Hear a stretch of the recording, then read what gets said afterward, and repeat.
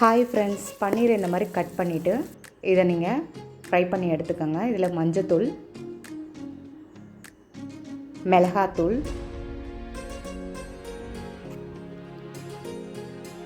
கொஞ்சோண்டு சால்ட்டு இதை போட்டு ஃப்ரை பண்ணி எடுத்துக்கோங்க.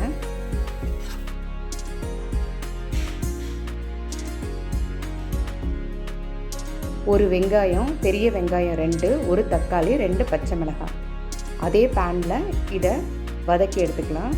வெங்காயம் 2 பெருசாக இருந்தால் போட்டுக்கோங்க, சின்ன வெங்காயமாக இருந்தால் 3 போட்டுக்கோங்க. தக்காளி வெங்காயத்தை விட கம்மியாக இருக்கணும், ஸோ அதை போட்டுக்கோங்க. 2 சில்லி, க்ரீன் சில்லி,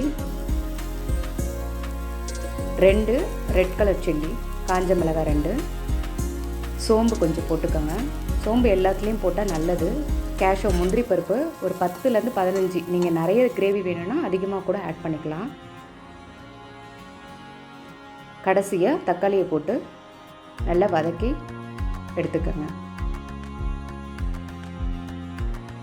இது ஆறுனதுக்கப்புறம் மிக்ஸி ஜாரில் போட்டு அரைச்சி எடுத்துக்கோங்க பேஸ்ட்டு.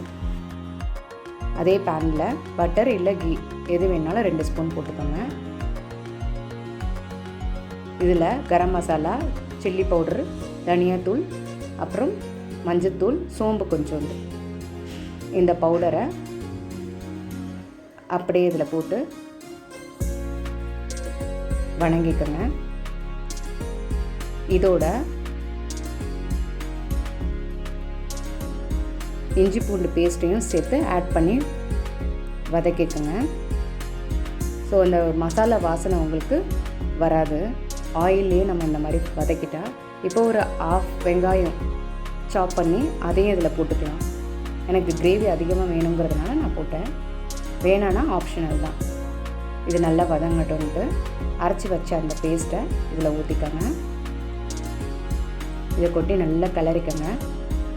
ஸோ 15 to 20 மினிட்ஸ் இதை நல்லா குக் ஆகணும். சால்ட்டு தேவையான அளவுக்கு போட்டுக்கோங்க. இது சைடில் ஆயில் வெளியில் வரணும். அது வரைக்கும் நீங்கள் இதை கிளறி விட்டு நல்லா வணங்க விடுங்க. இப்போ ஃப்ரை பண்ண அந்த பன்னீரை இதோட போட்டுக்கோங்க.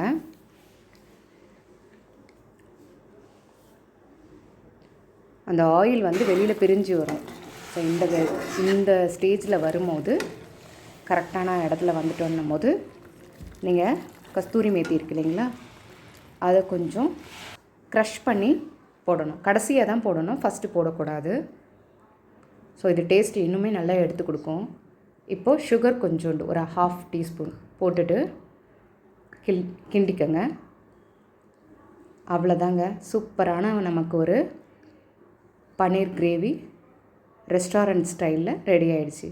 இது சப்பாத்திக்கு, தேங்காய் பால் சாதம், பிரிஞ்சிக்கு எல்லாத்துக்குமே தொட்டு சாப்பிட்லாம். ரொம்ப அருமையானது. ட்ரை பண்ணி பார்த்துட்டு எப்படி வந்துச்சுன்னு மட்டும் கமெண்ட் பண்ணுங்கள். நம்ம சேனல் பிடிச்சிருந்தால் லைக் பண்ணுங்கள், கமெண்ட் பண்ணுங்கள், ஷேர் பண்ணுங்கள். தேங்க்யூ. பன்னீர் உடம்புக்கு ரொம்ப நல்லது. ஸோ நிறைய சாப்பிடுங்க.